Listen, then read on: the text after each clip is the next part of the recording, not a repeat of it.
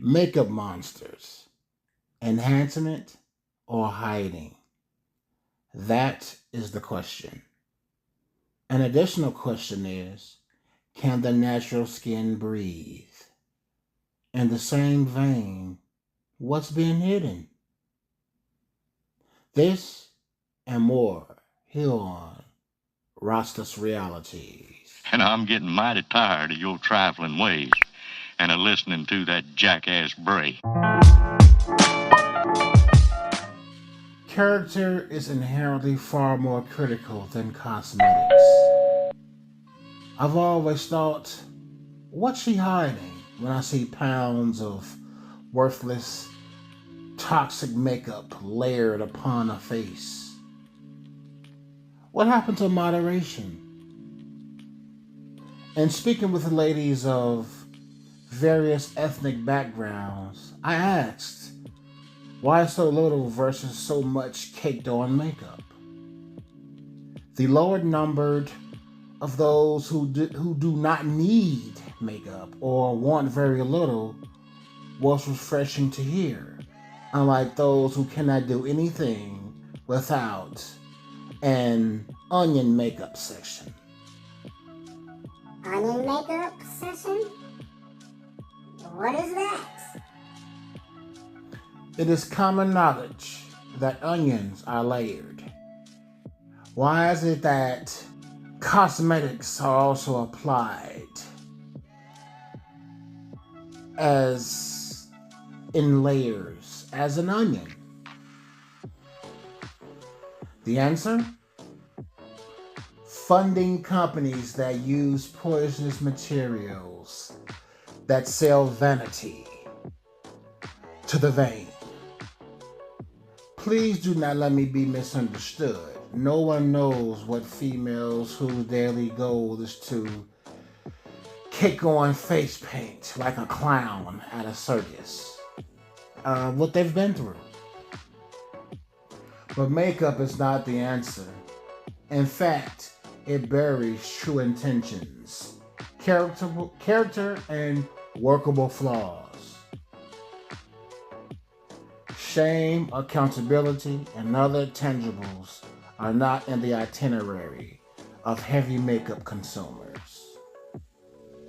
The more pivotal point is that the younger generation watches others destroy various parts of themselves and craves to mimic inconsistent, self-destructive behavior. I recently came upon a video of a melanated female who looked wonderful as herself. But she bleached her entire body, or at least her face, neck, hands, and arms, with a bleached hair or a blonde wig, totally destroying herself. Looked absolutely just terrible, hideous. Yet, through all of that, she still spoke in ghetto monotone. So for those who missed it, she completely Caucasianized herself, but still had the vernacular of a ghetto slut and displaying self-dysfunction in 4K. I know those who benefit from a touch of makeup, but allowing vanity to rule one's mind versus the mind ruling the narrative is too prevalent. It is quickly led to self-delusion that apparently is more contagious than the leading STD.